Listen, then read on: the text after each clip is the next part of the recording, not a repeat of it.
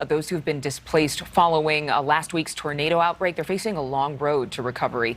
During his visit to Kentucky on Wednesday, President Biden pledged to cover 100% of those recovery efforts in the state for the first 30 days. Rudabeh Shabazi live in Mayfield this morning with more. Rudabeh.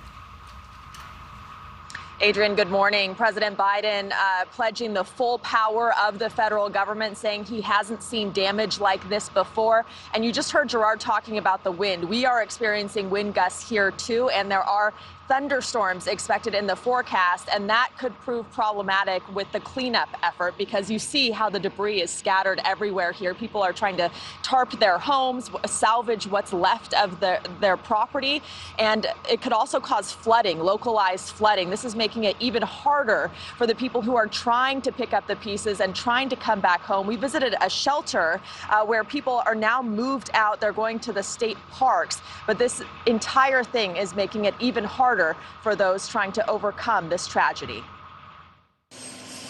President Biden on the ground in Mayfield, touring the damage left behind by Friday's EF4 tornado. There's no red tornadoes or blue tornadoes. We are distributing all of this as the need comes. Those who lost everything finding shelter and warmth at a nearby church and in their faith.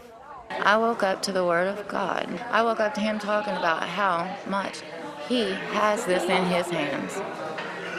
That's a wonderful thing to wake up to, and I'm right here in front of it. I got the front row seat. I got lucky. Melinda Goen was in the hospital for internal bleeding when the tornadoes destroyed her home. Everything that you love and all the memories that you have and all the buildings, as stupid as that might sound, some of those buildings, they carry your story. They carry your memories, and they're on the ground, you know?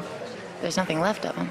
She's my angel. And we're going to get you to dialysis today, aren't we? Ray McReynolds lived in senior housing. There is nothing left but refuge in the kindness of strangers. I'm 80 years old. I've lived here all my life. Never seen nothing like this.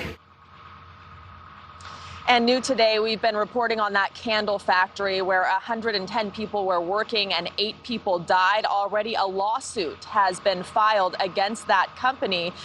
The plaintiff alleging that they had 3.5 hours to leave, but were told they would be fired if they didn't stay and work through that tornado. Thank you so much for watching. Make sure to click on the red subscribe button below so you can get more of NewsNation's fact-driven, unbiased coverage.